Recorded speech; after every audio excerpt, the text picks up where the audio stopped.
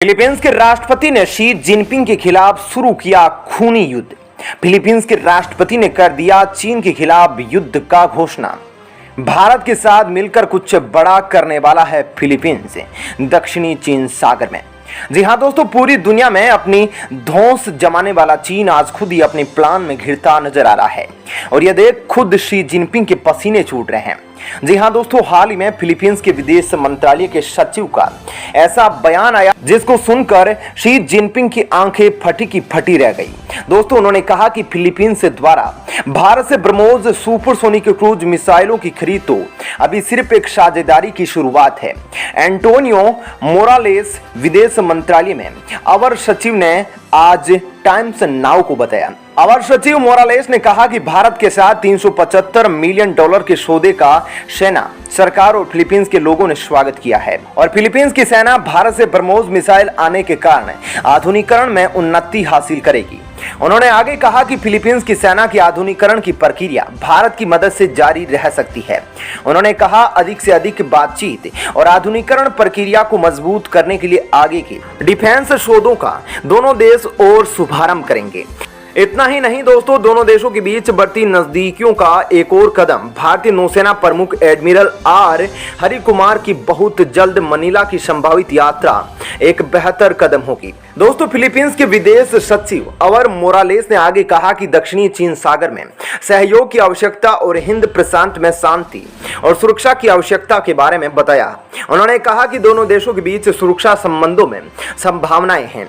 Morales ने कहा कि फिलीपींस के सामने कई चुनौतियां जिनका मुख्य कारण चीन है। चीन ने दक्षिणी चीन सागर में कृत्रिम द्वीप बनाए हैं और इनमें हवाई पट्टियां बनाई है। यह क्षेत्र की कानूनी स्थिति और फिलीपींस के संप्रभु अधिकारों को अपने EEZ में नहीं बदलता है। उन्हें उम्मीद थी कि चीन द्वीपों का सैन्यीकरण बंद कर देगा, लेकिन ऐसा हुआ नहीं। मोरालेस ने चीन को एक दक्षिणी चीन सागर में एक प्रमुख शक्ति के रूप में बताया और उल्लेख किया कि इसकी अर्थव्यवस्था पहले की तुलना में तथा संयुक्त राज्य अमेरिका की तुलना में बड़ी होगी। बीजिंग मनीला का सबसे बड़ा व्यापारिक साझेदार है। फिलीपींस की अर्थव्यवस्था में चीन का बड़ा दांव है, जिसमें उसका इलेक्ट्रिक ग्रिड भी शामिल है। दोस्तों, इतना ही नहीं, दक्षिणी चीन सागर में चीन द्वारा बनाए गए अवैध द्वीपों को लेकर Philippines United Nation convention on law of sea में भी केस लेकर गया था, जहां फिलीपींस ने अंतर्राष्ट्रीय मध्यस्थता की मांग की और जीत हासिल की, लेकिन चीन ने फैसले को स्वीकार करने से इनकार कर दिया। उन्हें उम्मीद थी कि कानून का राज कायम रहेगा और इसे स्वीकार करने से चीन को फायदा होगा। उन्होंने कहा कि मुझे उम्मीद है कि चीन दक्षिणी चीन सागर पर अपनी स्थिति पर दोबारा सोचेगा, वरना हमें तुरंत कार्रवाई करनी होगी। भारत आसियान सम्मेलन के लिए दिल्ली में फिलीपींस का प्रतिनिधित्व करते हुए उन्होंने डिजिटलीकरण और कनेक्टिविटी सहित सहयोग के नए क्षेत्रों और हिंद प्रशांत में शांति और सुरक्षा बनाए रखने की बात कही। पारंपरिक समुद्री मार्गों तक पहुंच, कानून के शासन को कायम रखना और अंतर्राष्ट्रीय कानूनी फैसलों को स्वीकार करना। उन्होंने इस मुद्दे पर भारत के रुख की सराहना की। मोरालेस ने कहा कि क्वाड भारत, ऑस्ट्रेलिया, जापान और संयुक्त राज्य अमेरिका द्वारा इस क्षेत्र में आसियान की केंद्रीयता की पुष्टि करने का निर्णय स्वागत योग्य था। उन्होंने आगे कहा कि क्वाड संगठन की मदद से भारत की पहुंच दक्षिणी चीन सागर तक आसानी से हो पाई है और यही कारण है कि गत कुछ वर्षों से दक्षिणी चीन सागर में चीन की वो आक्रामकता देखने को नहीं मिली जो पहले देखने को मिलती थी। लेकिन दोस्तों, अब फिलीपींस कुछ बड़े हथियारों और अपनी सेना को मजबूत करने के लिए किसी भी हद तक जाने को तैयार है। ब्रह्मोस क्रूज मिसाइल की खरीद के बाद जिसकी कीमत $375 मिलियन अमेरिकी थी, अब फिलीपींस अपने लड़ाकू क्षमता को बढ़ाने के लिए भारत से उन्नत हल्के हेलीकॉप्टरों के एक बेंच की खरीद कर रहा है। दक्षिणी चीन सागर में चीन के साथ दशकों से चल रहे क्षेत्रीय विवादों के साथ साथ असंख्य सुरक्षा चुनौतियों का सामना करने के लिए दक्षिणी पूर्वी एशियाई राष्ट्र अपनी सेना के मॉडर्नाइजेशन और मजबूती पर ध्यान दे रहा है।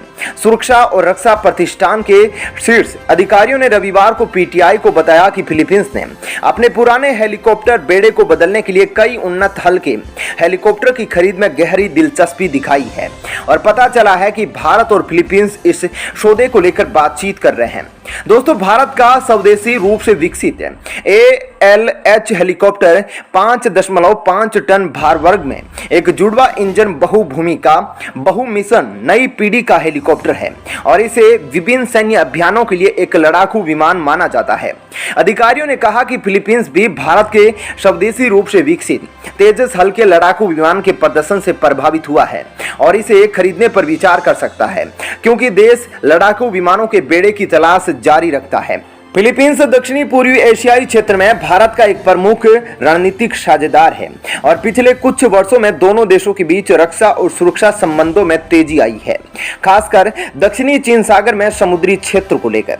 दोस्तों, फिलीपींस दक्षिणी पूर्वी एशियाई देशों के संघ आसियान का एक प्रमुख सदस्य भी है, जो एक प्रभावशाली ब्लॉक है जिसके साथ पिछले एक दशक में भारत के संबंधों में बड़ा विस्तार हुआ है।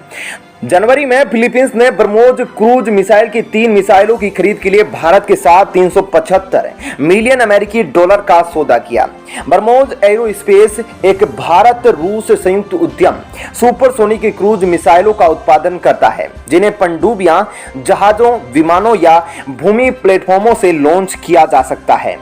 और इसी संदर्भ में भारत ने मार्च में फिलीपींस के साथ एक रूपरेखा समझौते पर हस्ताक्षर किए, जो रक्षा हार्डवेयर और उपकरणों की आपूर्ति के लिए सरकार से सौदों के लिए प्रदान करता है। दोस्तों, चीन को घेरने के लिए भारत उन देशों को महत्वपूर्ण सैन्य हार्डवेयर और प्लेटफॉर्म की आपूर्ति करना चाहता है जिनके साथ उसके मजबूत रणनीतिक संबंध है और हितों का अभिसरण है। तेजस विमान पहले से ही मलेशिया के लिए शीर्ष पसंद के रूप में उभरा है, क्योंकि देश अपने पुराने लड़ाकू विमानों के बेड़े को बदलने पर विचार कर रहा है। चीन के JF-17 जेट, दक्षिणी कोरिया के FA-50 और रूस के MiG-35 के साथ साथ याक 130 से कड़ी प्रतिस्पर्धा के बावजूद मलेशिया पहले ही भारतीय विमानों पर अपनी पकड़ कम कर चुका है। हिंदुस्तान एरोनॉटिकल लिमिटेड द्वारा निर्मित तेजस एक एकल इंजन और अत्याधुनिक चुस्त बहुभूमिका सुपरसोनिक लड़ाकू विमान है, जो उच्च खतरे वाले वायु वातावरण में संचालन करने में सक्षम है।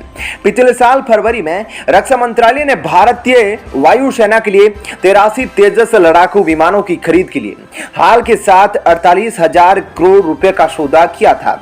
भारत ने पहले ही तेजस के MK2 संस्करण के साथ साथ 5वीं पीढ़ी के उन्नत मध्यम लड़ाकू विमान MK को विकसित करने के लिए 5 बिलियन अमेरिकी डॉलर की महत्वपूर्ण परियोजना पर काम करना शुरू कर दिया है।